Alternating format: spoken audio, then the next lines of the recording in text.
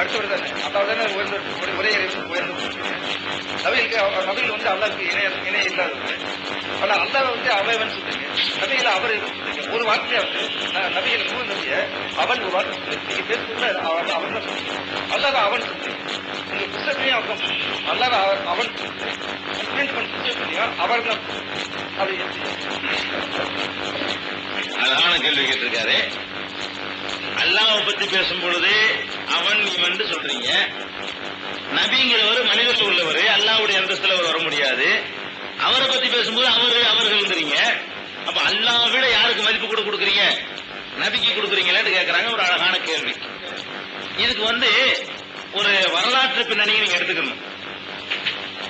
நம்ம தமிழ் மொழி இருக்கு பாருங்க, இந்த தமிழ் மொழியில மரியாதை பன்மை என்பது வந்து பிற்காலத்துலதான் வந்திருக்கு.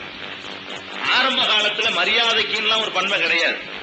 பழைய காலத்துல வள்ளுவன் சொன்னான் தான். வள்ளுவனுக்கு என்னதான் சொல்லிட்டு இருந்தான்? வள்ளுவர் அவர்கள் சொன்னார்கள் சொல்றது கிடையாது. வள்ளுவன் சொன்னான், கம்பன் சொன்னான். அதான் அவன் இவன் நம்ம மொழியில இயற்கையா இருந்தாங்க. பெரிய தலைவரா இருந்தாலும் சரி அந்த ஆளும் அவன் தான். சாதாரண லெவல்ல உள்ளவனா இருந்தாலும் சரி அந்த ஆளை அவன் தான் சொல்லணும். இதான் தமிழுடைய விதியே. அதுதான் தமிழ் மொழியுடைய மரபே. என்னதான் எல்லாம் அவன் தான். அதனாலதான் பழைய காலத்துல நீங்க பேசுறத பூரா எடுத்து பாத்தீங்கன்னா அவன் இவன் இருக்கும். வள்ளுவனை பத்தி பேசும் பொழுது வள்ளுவன் தன்னை உலகினுக்கு அளித்து வான்புகழ் கொண்ட தமிழ்நாடுன்னு சொன்னான்னா வள்ளுவர்னு சொல்லல. அவன் கூட வள்ளுவன் தான் என்ன சொன்னான். அப்ப இந்த இன்னும் போட்டு சொல்றதுதான் தமிழ் மரபுக.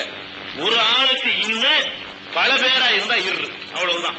வந்தார்னு சொன்னா பல பேர் தான். அதுல ஒரு கல்லு சேர்த்துக்கிட்டான். இருரே பன்மைதான். இவன் 10ஆம் நினைட்டான். வந்தாரு கூட ஒரு கல்லு வேற சேர்த்துக்கிட்டு போயிட்டான். பிற்காலத்துல என்ன ஆச்சு? தமிழ் மொழியில மரியாதைக்காக வேண்டி ஒரு ஆளை பலர் மாதிரி குறிப்பிடக்கூடிய உண்டாகி போச்சு. ராமசாமி என்பவர் ஒரு ஆள்னு சொன்னா வந்தான்னு தான் சொல்லணும், வந்தார்னு சொல்லக்கூடாது. நிறைய பேர் இருந்தா தான் வந்தார்னு சொல்லணும். தமிழன் என்ன பண்ணா கூனி குறுகி கும்பிடு போடக்கூடியவனாக மாறும் பொழுது மரியாதை பன்மைன்னு ஒண்ணு கொண்டு வந்தான். அப்ப மரியாதைக்காக வேண்டி பன்மைப்படுத்துறது. ஒரு ஆளாத்தான் இருப்பாரு, மரியாதைக்காக வேண்டி அவரை பலர் மாதிரி பேசுவது. அந்த மாதிரி என்ன கருணாநிதி அவர்கள் சொன்ன, அவரு கூட பத்தல. கருணாநிதி அவரும் சொன்னா கூட அது பன்மை, அதுவும் பத்தல இவனுக்கு. கருணாநிதி அவர்கள் சொன்னாரு கல்லு, இவ்வளவு பன்மை. இதெல்லாம் எப்படி வந்துச்சு? இப்ப வந்திருக்குது. ஒரு 500 வருஷத்துக்கு முன்னாடி கருணாநிதி முதலமைச்சராக இருந்தா கருணாநிதி சொன்னான் அப்படிதான் மக்கள் எல்லாம் பேசியிருப்பாங்க, அப்படிதான் எழுதியிருப்பாங்க. சிரிக்கிறது சொல்லல, நல்சாதான். 500 வருஷத்துக்கு முன்னாடி கருணாநிதி தமிழ்நாட்டுக்கு முதலமைச்சராக இருந்தா கருணாநிதி சொன்னான், கருணாநிதி மதுரை போனான் அப்படிதான் பேசியிருப்பாங்க. அப்படிதான் பேசப்பட்டுச்சு. எல்லா மக்களும் பேசினாங்க, எல்லாருமே எழுதிக்கிட்டு இருந்தாங்க. இப்ப இஸ்லாம் என்பது இந்த மரியாதை பன்மைங்கிற சனியை நுழையிறதுக்கு முன்னாடியே இந்தியாவுக்குள்ள வந்துருச்சு. 1250 வருஷத்துக்கு முன்னாடி கட்டப்பட்ட பள்ளிவாசல் இந்த கன்னியாகுமரி மாவட்டத்தில் இருக்கு, தேங்காய்பட்டினங்கிற ஊர்ல. இன்னைக்கு 1250 வருஷத்துக்கு முன்னாடி இஸ்லாம் வந்தாதானே பள்ளிவாசல் கட்டிருப்பாங்க. அப்ப எல்லாரும் அவன் இவன் பேசிக் கொண்டிருக்கக்கூடிய காலத்துல எது வந்துருச்சு? இஸ்லாம் வந்ததுனால வள்ளுவன் சொன்னா அவன் சொன்னா இவன் சொன்னாங்கிற மாதிரி இறைவனை பேசும் பொழுது அவன்கிற மாதிரியான ஒரு மரபு உண்டாயிருக்கணும். அரபு மொழியை பொறுத்த வரைக்கும் உங்க கேள்வியே வராது. ஏன்னு கேளுங்க, அரபு மொழியில இன்னைக்கு மரியாதை பன்மை கிடையாது. அல்லாவுக்கும் அவன் தான், நபிக்கும் அவன் தான், சைத்தானுக்கும் அவன் தான். அரபு மொழியில வந்து எல்லாத்துக்கும் ஒரே வார்த்தை தான்.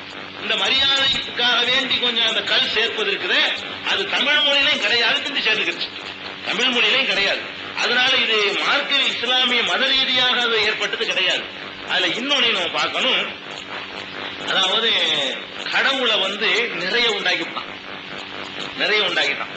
இப்ப கடவுள்னு சொன்ன உடனே கணக்கு வழக்கு இல்லாம தான் மனுஷனுக்கு யாபம் வருது. இப்ப அல்லாஹ் சொன்னார்னு நாங்க சொன்னோம்னா அல்லாஹ் சொன்னார்கள் நிறைய அல்லா இருப்பாங்க போல இருக்குது சொல்லி என்ன கடவுள்னு நிறைய இருக்கலாம் சொல்றான். காமராஜருக்கு சொன்னார்கள் போட்டா 100 காமராஜர் வழங்க மாட்டேங்கிறான். காமராஜர் ஒத்துதான் இருப்பாராம். அண்ணாதுரை சொன்னார்கள் போட்டா கூட அண்ணாதுரைனா ஒரு ஆள் விளங்கிக்கிறான். கடவுள் சொன்னார்கள் போட்டா நிறைய கடவுள் இருப்பாங்க போல இருக்குது, யாரோ ஒரு ஆள் சொல்லிருப்பாங்க போல இருக்குன்னு நினைச்சுக்கிறோம். இப்ப நாங்க எதை கவனிக்க வேண்டி இருக்குன்னு கேட்டா, ஒருவன் என்பது இங்க முக்கியமா, பிற்காலத்தில் சேர்க்கப்பட்ட மரியாதை முக்கியமா? கடவுளுக்கு போய் சொன்னார்கள் நாங்க சொல்ல போய் இங்க இருக்கிறத உயிர் நாடி ஏகத்துவம், ஓரிரை கொள்கைதான் இங்க உயிர் நாடி இஸ்லாத்துல. அந்த ஓரிரை கொள்கையும் குழி தோண்டி புதைக்க கூடாது. நபிக்கு போய் அவர்கள் சொல்றதுனால நிறைய நினைக்க மாட்டாங்க. நபிகள் சொன்னார்கள் ஒரு ஆளு, கருணாநிதி சொன்னார்கள்னா ஒரு கருணாநிதி தான், காமராஜர்னா ஒரு காமராஜர் தான், நேரு பிரதமரா இருந்தார்கள்னா எந்த நேருன்னு கேட்க மாட்டீங்க, ஒரு நேரு தான். அல்லாஹ் சொன்னார்கள் உடனே அல்ல அல்லாஹ் மொழிபெயர்த்து கடவுள் சொன்னார்கள் சொன்னா அப்படியே எந்த கடவுளுங்கன்னு கேட்பாங்க. அப்ப நிறைய இருக்குன்னு நினைக்கிற சொன்னார்கள் போடுறோம் இல்லையா? அப்ப போட்டோம்னு வைங்களேன், ஒரே வார்த்தை ஒண்ணுதான், ரெண்டாவது கேள்விக்கு இடம் இல்ல. அப்ப ஏகத்துவமா மரியாதையாங்கிற ஒரு கொஸ்டின் வரும் பொழுது முஸ்லிம்களாகிய நாங்க ஏகத்துவம் எங்களுக்கு முக்கியம் மரியாதையை விட, உருவம் என்பதுதான் எங்களுக்கு முக்கியமே தவிர மரியாதை ரெண்டாவது. மரியாதை ரெண்டாவது தான் அந்த மொழியில் நுழைஞ்சிச்சு. மரியாதை வந்து ஆரம்பத்தில் கிடையாது, ரெண்டாவது நுழைஞ்சு வேண்டியதுல அரபு மொழியில கிடையாது, ஆங்கிலத்தில் கூட கிடையாது. அப்படி ஆங்கிலத்தில் கிடையாது தானே? அதேதான் நம்ம ஆள்தான் இந்த கூனி குறுகி கும்பிட்டு காலில் விழுந்து பழகுன இந்த சமுதாயத்துலதான் மனுஷனுக்கு போய் வித்தியாசப்படுத்துறது. அவனு தலித்தா இருந்தா அவன்கிறது, கொஞ்சம் வசதியா இருந்தா அவருங்கிறது, அதுக்கு மேல வசதி இருந்தா அவர்கள்ங்கிறது, இதெல்லாம் இவனா உண்டாகிக்கிட்டது. இந்த பாரபட்ச மொழியில வந்து பிற்காலத்துல ஏற்பட்டிருக்கு, ஆதி கால தமிழ்லையும் கிடையாது.